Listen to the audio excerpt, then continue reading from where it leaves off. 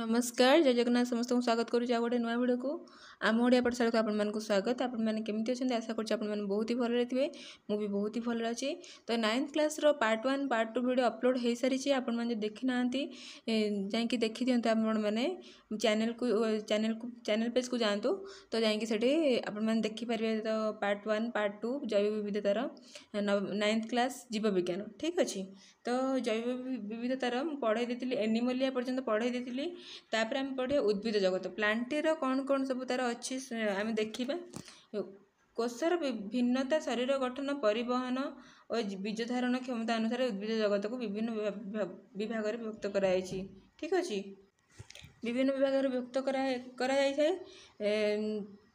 1.2 एटा मुझे कह देखो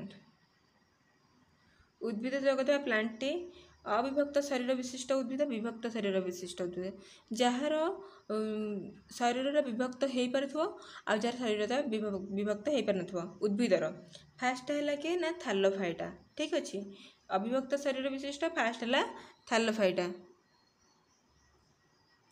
विभक्त शरीर विशिष्ट को पुणी दुई भाग भाग कराई गोटे है भास्कुलार टिश्यू विहीन गोटे है भास्कुलार टिश्यू विशिष्ट तमाने जार भास्कुलार टिश्यू ना से भास्कुलार टिश्यू विहीन जार भास्कुलार टिश्यू अच्छी से भास्कुलार टिश्यू विशिष्ट तो भास्कुलार टिश्यू विहीन को कौन कराला ना ब्रायोफाइटा आउ तार डिविजन हो पार भास्कुलार टिश्यू विशिष्ट किए पुणी ताको दुईटा कराई गोटे बीज सृष्टि करें गोटे बीज सृष्टि करें किए बीज सृष्टि करें टेरिडोफाइटा टेरिडो लेखा होची तामान किंतु स्पेलिंग स्टार्टिंग आसबो के पी PTERIDOPHYTA ये जो स्पेलिंग्स गुड़ा से टिके अंडरलाइन करके लेखिकी आकुटे मन रखिए बीज सृष्टि हुए कहार फानेरोगामस ठीक अच्छे फानेरोगामस को पुणी 2 टाइप्स डिवाइड होती देखिए आम कौन नग्न बीज जिम्नोस्पर्म आवृत बीज एंजियोस्पर्म तो फानेरोगामस को दुईटा भाग डिवाइड कराई नग्न बीज जिम्नोस्पर्म आवृत बीज एंजियोस्पर्म नग्न बीज जिम्नोस्पर्म स्पेलिंग GYMNOSPERM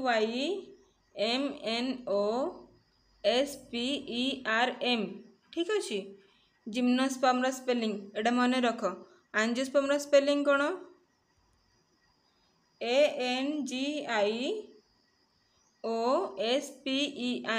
एंजियोस्पर्म तो जिम्नोस्पर्म एंजियोस्पर्म जापर स्पेलिंग ये स्पेलिंग गुड़ा टी मन रख जिम्नोस्पर्म रहा कौन फानेरोगामस को डिवाइड होती दुईटा जिम्नोस्पर्म एंजियोस्पर्म एंजियोस्पर्म पुणी डिवाइड है कौन ना मंजी माने एक द्विबीजपत्र विशिष्ट एक बीजपत्र विशिष्ट माने जार मंजी दुईटा पत्र बाहर है एंजियोस्पर्म बाजी जार मंजी गोटे पत्र बाहर है एक बीजपत्र विशिष्ट द्विबीजपत्र विशिष्ट मान द्विबीजपत्री एक बीजपत्री ठीक अच्छे एतिक है उद्भिद श्रेणी उद्भिद जगतर श्रेणी भाग फास्ट आसला के मन रख पूरा स्टार्टिंग कहीदे उद्भिद जगत दुई भाग विभक्त गोटे अविभक्त शरीर विशिष्ट गोटे विभक्त शरीर विशिष्ट अविभक्त शरीर विशिष्ट जाऊँगी थैलोफाइटा विभक्त शरीर विशिष्ट जाऊँगी दी प्रकार भास्कुलार टिश्यू विहीन भास्कुलार टिश्यू विशिष्ट भास्कुलार टिश्यू विहीन किए जाऊँगी ना ब्रायोफाइटा भास्कुलार टिश्यू विशिष्ट को दुई भाग भाग कराई बीज सृष्टि हुए ना बीज सृष्टि हुए ना कहार ना टेरिडोफाइटा बीज सृष्टि हुए ना के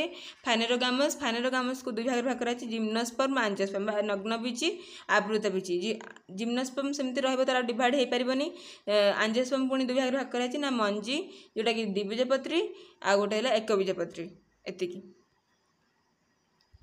प्रथम पढ़िया क्या विषय थैलोफाइटा आकार सरल एमानकर शरीर गंडी चेर पत्र आदि विभक्त न होई केवल एक अविभक्त पिंडी व थैलस आकार रही था एमाने एककोशिया बहुकोश विशिष्ट हो पारती एमानकर संवाही टिश्यू न थाए तमाने एमानकर संवाही टिश्यू नाही एमानकर माने तार कहार डाल चेर पत्र फल ए सब अलग अलग थाए किंतु एमानकर गोटे ठीक अच्छे ये देखो थैलोफाइटार चित्र ये उदाहरण कौन स्पाइरोगाइरा यूलोथ्रिक्स क्राडोफोरा कारा आदि शैवाल देख यही सब जो चैप्टर ये सब जो अच्छी गोटे गोटे सर्ट नोट टाइप थैलोफाइटा जमी तुमको जो एग्जाम पढ़ो थैलोफाइटा विषय संक्षिप्त टिप्पणी दियो ठीक अच्छे तुम ये थालोफाइटार कौन कौन सब अविभक्त यू चित्रटा करके भी तुम जापर चित्र जापर मैंने कौन थालोफाइटा है अविभक्त शरीर विशिष्ट उद्भिद से विभक्त ना मैंने अविभक्त शरीर विशिष्ट उद्भिद मैंने कौन तार सब गुड़ाक सामान कि विभक्त है ना तापर आम देखा कौन ना थालोफाइटा सब किए जाऊँगी उदाहरण देदेवा बास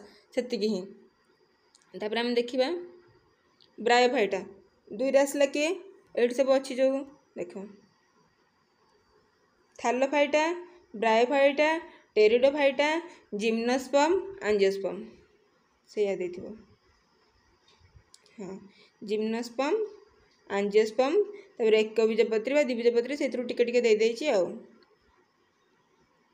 तापर प्राणी जगत विषय आम पढ़ा तो देखिए एवं आम ब्रायोफाइटा विषय एमानकर शरीर चेप्टा से कांड मूल पत्र आदि बारी हुए ना तमें ब्रायोफाइटार शरीरटा कौन चेप्टा टाइप्र से कांड कौटा मूल कौटा पत्र कौटा जानी हुए ना शरीर को धरी रखापी तथा खाद्य और जल संग्रह एमानकर चेर उद्भिद भली केतक राइजोइड रही है तमें चेर भली चेरटा एम धरिकी रखिए तो से केतटा राइजोइड रही है उदाहरण कौन मस फ्यूनेरिया मार्कान्सिया रिक्सिया ठीक अच्छे यहाँ हूँ तार है उदाहरण तापर आसो किए यहाँ ब्रायोफाइटा देख यहाँ तार फ्यूनेरिया मार्कान्सिया यहाँ सब चित्र टेरिडोफाइटा कौन देखा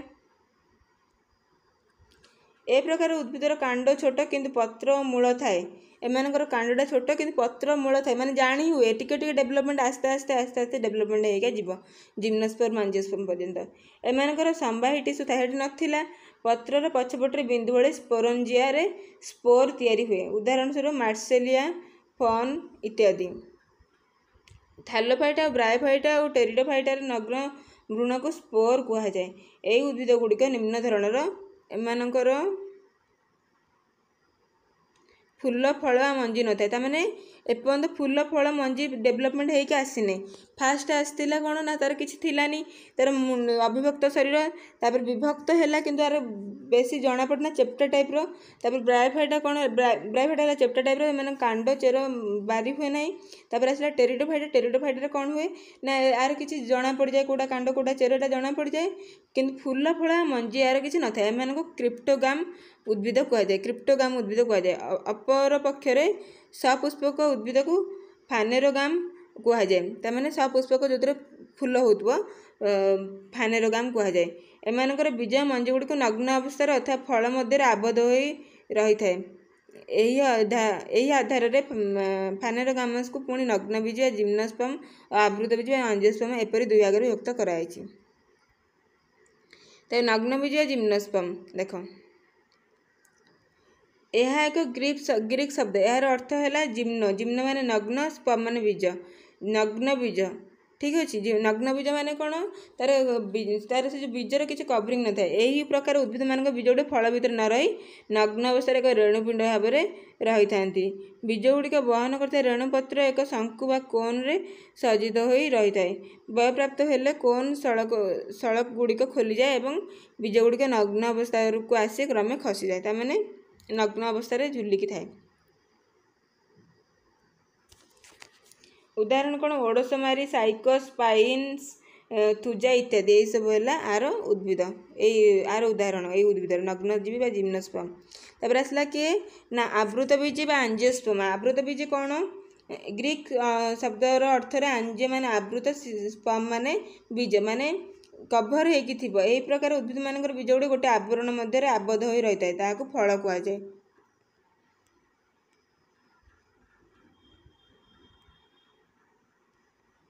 बीज भितर साधारणतः गोटे कि दुईटी बीजपत्र कटिलिडन थाए अंकुरोद्गम समय बीजपत्र गुड़ी साधारणतः सबुज देखा जाती बीजर थी बीजपत्र संख्या अनुसार आवृत बीज को दुई भाग कराई कौन ना एक बीजपत्र मनकटिलिडन द्विबीजपत्र डाइकटिलिडन मनकटिलिडन माने जो बीजर गोटे पत्र बाहर थो सेटा होछि मनकटिलिडन जार दुईटा पत्र बाहर सेटा होछि डाइकटिलिडन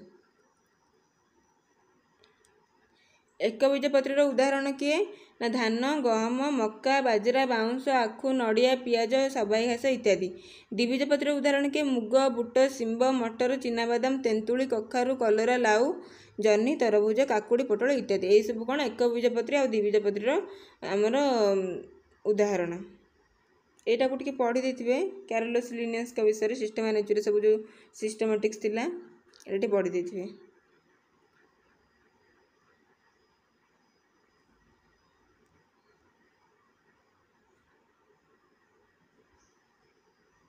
तापर से बसी पढ़िया कौन ना प्राणी जगत विषय प्राणी जगत विषय सब कौन कौन अच्छी तार टाइप्सटा कहीदे आउ गोटे क्लास रे प्राणी जगत विषय टोटल डिफाइन करिया पड़ो कहीं टिके अच्छी टिके बुझिबार।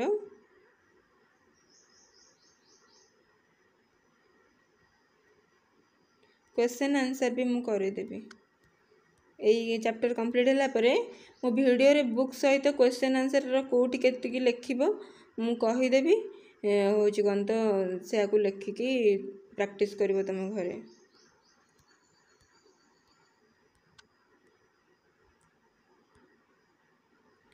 प्राणी जगत विषय कौन पढ़िया देख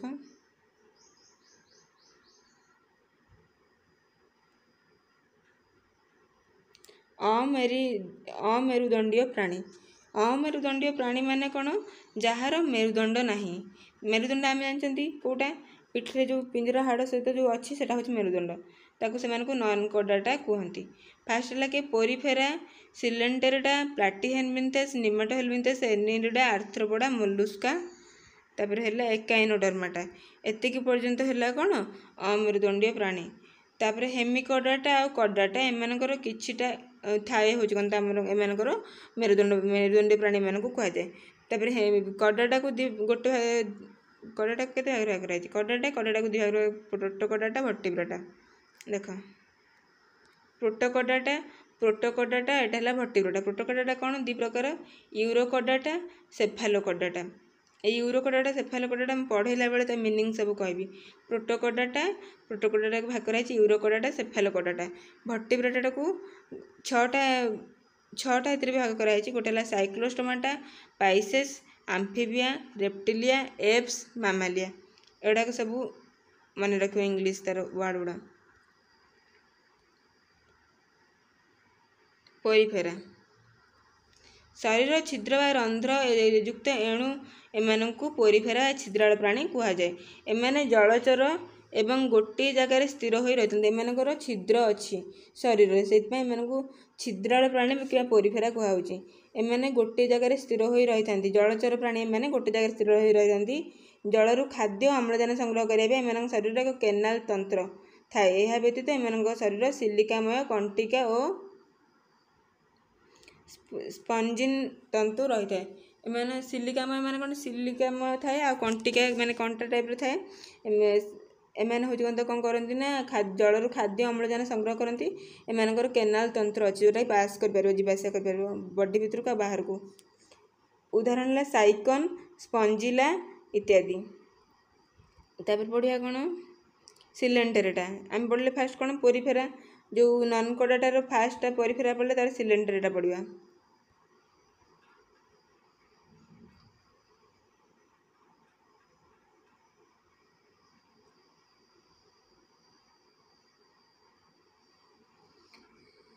एमाने मधुर जल और समुद्र रे एकाकी अथवा मिलित भाव कॉलोनी गठन कर एकत्रित रही था। एमानकर शरीर दुई प्रकार यथा नलाकृति किंबा छताकृति पॉलिप आ मेडुसा।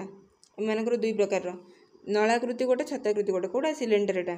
एमानंकु एक नली विशिष्ट प्राणी मध्य कहते एमानंकु एक नली विशिष्ट प्राणी मध्य कही थांती। एमानकर मुख्य बाटे खाद्य जाए पुणी से बाटे मल आकार पदा को बाहरी आसे। तमें नॉर्मली आम देखते कौन खाइबा गोटे गोटे बाटे हुए आउ मल त्याग कर अलग बाटे थाए किंतु सेमानकर कौन थाए ना जो पटे खाद्य खाइबे से पटे मल त्याग करेंगे। मुखर चारिपाखे सरुआ और लंबा पोला बा निदा कर्षिका मान रही था। उदाहरण हाइड्रा सिएनिमन प्रबाल इत्यादि।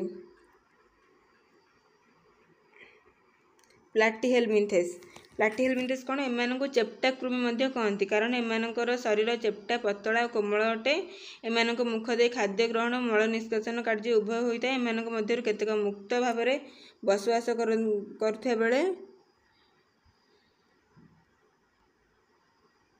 ଅଧିକାଂଶ ପରଜୀବ ପାରାସିଟ୍ ଭାବେ ରହି ଖାଦ୍ୟ ଆହରଣ କରନ୍ତି।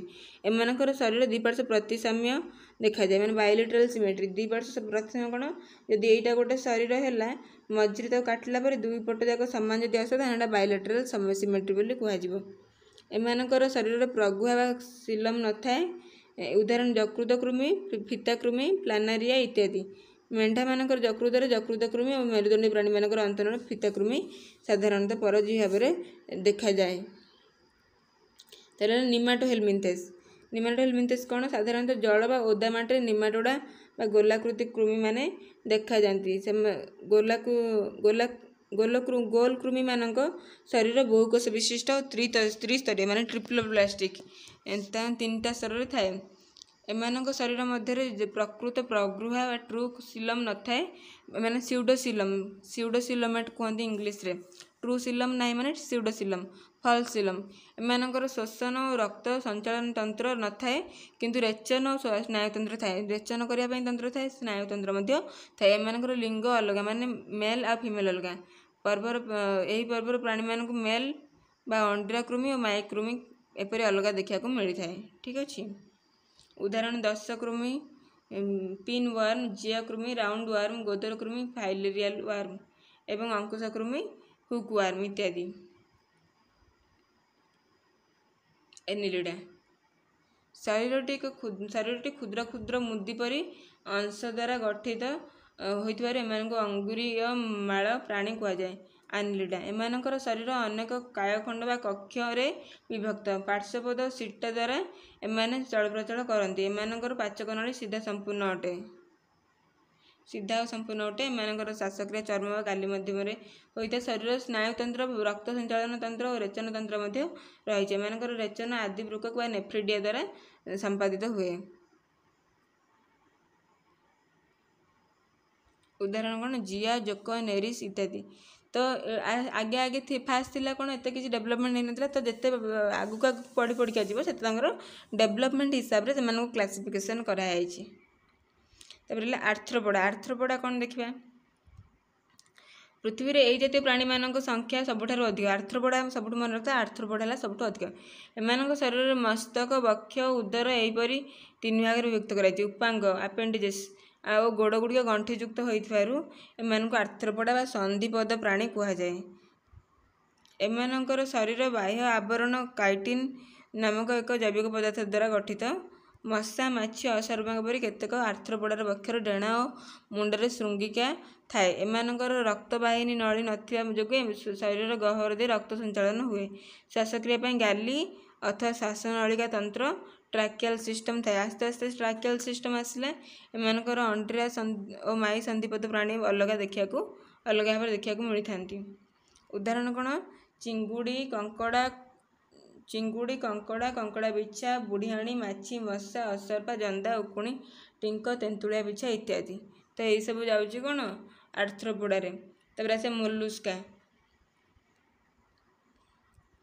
ଏହି ଜାତୀୟ ପ୍ରାଣୀମାନଙ୍କର ଶରୀର ସାଧାରଣତଃ ଏକ ଶକ୍ତ ଆବରଣ ବା ସେଲ୍ ଭିତରେ ରହିଥାଏ, କିନ୍ତୁ ଶରୀରଟି କୋମଳ, ବହୁକୋଷୀୟ ଓ ତ୍ରିସ୍ତରୀୟ। ପାଚକ ନଳୀଟି ମଣ୍ଡଳାକୃତି ବା ୟୁ ଆକୃତିର। ଏମାନଙ୍କର ଶରୀରରେ ରକ୍ତ ସଞ୍ଚାଳନର କୌଣସି ବ୍ୟବସ୍ଥା ନାହିଁ। ଉଦାହରଣ ଗେଣ୍ଡା, ଶାମୁକା, ଅକ୍ଟୋପସ୍ ଇତ୍ୟାଦି। ଏହିସବୁ ହେଲା ତାର ଉଦାହରଣ। କାହାର ନା, ଆମର ମୋଲୁସ୍କା। ତାପରେ ଆସିବ ଏକାଇନୋଡର୍ମାଟା। ଏମାନଙ୍କର ବହିରାବରଣ କଣ୍ଟକପୂର୍ଣ୍ଣ। ପ୍ରଗୁହା ବା ସିଲମଟି ଜଳ ସମ୍ବାହନୀ ତନ୍ତ୍ର ବା ୱାଟର ଭାସ୍କୁଲାର ସିଷ୍ଟମ ବିଶିଷ୍ଟ। ଟ୍ୟୁବ୍ ପାଦ ବା ଟ୍ୟୁବ୍ ଫିଟ୍ ଦ୍ୱାରା ଏମାନେ ଚଳପ୍ରଚଳ କରନ୍ତି। ଏମାନଙ୍କଠାରେ ରକ୍ତ ସଞ୍ଚାଳନ ତନ୍ତ୍ର ଓ ରେଚନ ତନ୍ତ୍ର ନାହିଁ, କିନ୍ତୁ ସ୍ନାୟୁତନ୍ତ୍ର ରହିଥାଏ। ଏମାନଙ୍କର ରକ୍ତ ସଞ୍ଚାଳନ ତନ୍ତ୍ର ବା ରେଚନ ତନ୍ତ୍ର କିଛି ନାହିଁ, କିନ୍ତୁ ସ୍ନାୟୁତନ୍ତ୍ର ରହିଥାଏ। ହେମିକଡାଟା ହେଲା କ'ଣ, ଏମାନଙ୍କର ଉଭୟ ମେରୁଦଣ୍ଡୀୟ ଅମେରୁଦଣ୍ଡୀୟ କଡାଟାଙ୍କର ମିଶ୍ରିତ ଗୁଣ ଥାଏ। ଗ୍ରସନରେ ଥିବା ଗାଲି ଛିଦ୍ର ହିଁ କେବଳ ଏକମାତ୍ର କଡାଟା ଲକ୍ଷଣ ଏମାନଙ୍କଠାରେ ରହିଥାଏ। ଶରୀର ତିନି ଭାଗରେ ବିଭକ୍ତ, ଯଥା ପ୍ରୋବସିସ୍, କୋଲାର, ଗଣ୍ଡି ବା ଟ୍ରଙ୍କ। ଠିକ୍ ଅଛି। ତ ଏତିକି ଥାଏ ତାର ଶ୍ୱାସକ୍ରିୟାରେ ଗାଲି ଛିଦ୍ର ଦ୍ୱାରା ସମ୍ପାଦିତ ହୋଇଥାଏ। ଉଦାହରଣ କ'ଣ, ବାଲାନୋଗ୍ଲୋସସ୍। ଏଇ ଚିତ୍ରଟା ମନେ ରଖିଥିବ ବାଲାନୋଗ୍ଲୋସସ୍ର। तापर कर्डाटा आम पढ़ा आ गोटे कर्डाटार पुणी तार यूरोकर्डाटा सेफालोकर्डाटा अच्छी तापर भर्टिब्राटा अच्छी तो ये सब आउ गोटे क्लास मुझे नेबी तो जदि चैनल नुआ अच्छे चैनल को सब्सक्राइब करूँ वीडियोस को देखूँ लाइक करूँ शेयर करूँ तो आज पर्यंत आज एतिक रोचे तो देखा नेक्स्ट क्लास रे धन्यवाद।